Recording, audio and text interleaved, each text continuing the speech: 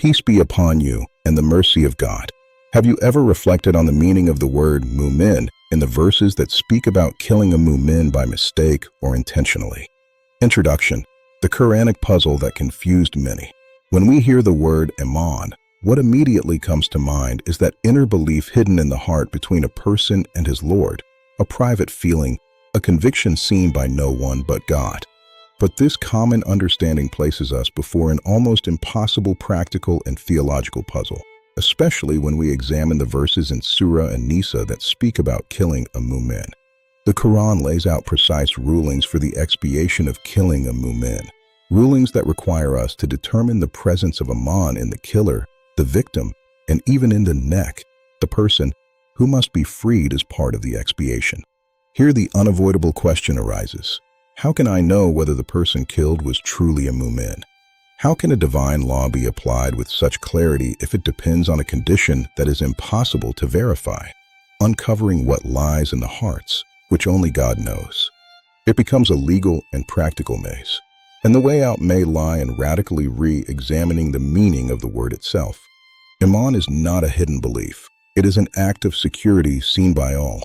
The core of the argument that solves this impossible puzzle lies in understanding that Iman, in this context, is a transitive concept, an action that extends outward and affects others.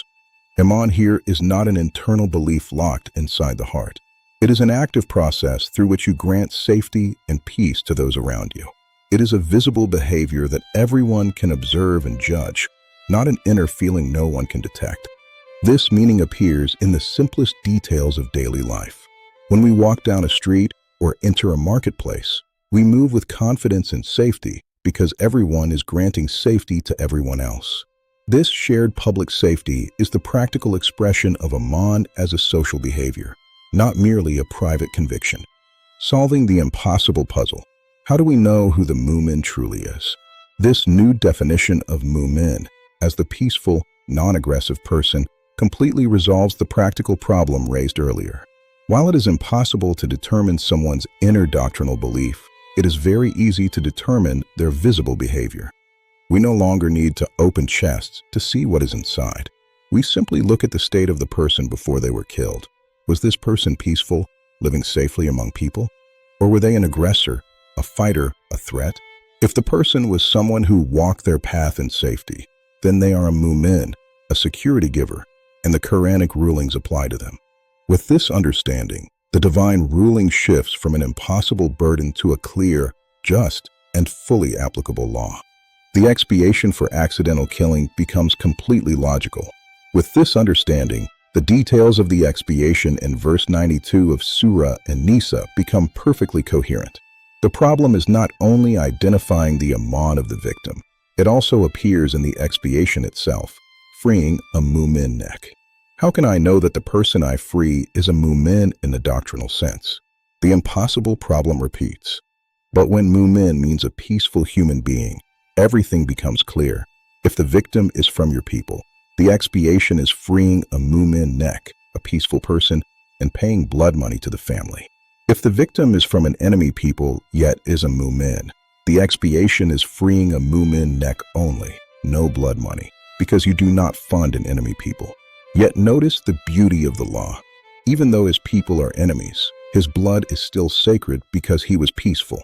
If the victim is from a people with whom you have a treaty, the ruling returns to the first case, blood money, and freeing a mu'min neck, because a pact of safety exists.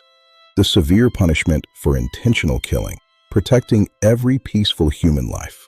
When we move to intentional killing, the concept becomes even more profound.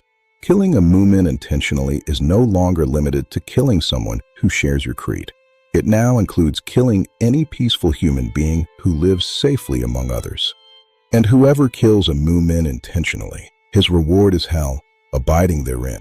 This severe punishment affirms that harming a peaceful individual is an attack on the entire structure of public safety, fully aligned with the broader Qur'anic principle. Whoever kills a single soul, it is as if he has killed all humanity. Conclusion: from inner belief to public safety. Shifting the meaning of mu'min from an unverifiable inner belief to a visible behavior of granting safety opens the door to a deeper, more practical understanding of Qur'anic law. It transforms religion from private convictions into an active social responsibility. And this understanding places a tremendous responsibility on us. Iman is no longer a statement we utter. It is safety we create, commit to, and protect.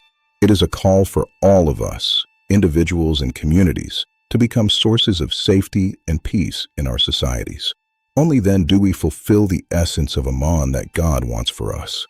From the research on transitive Iman by Dr. Khaled Al-Said Hassan. Thank you for watching.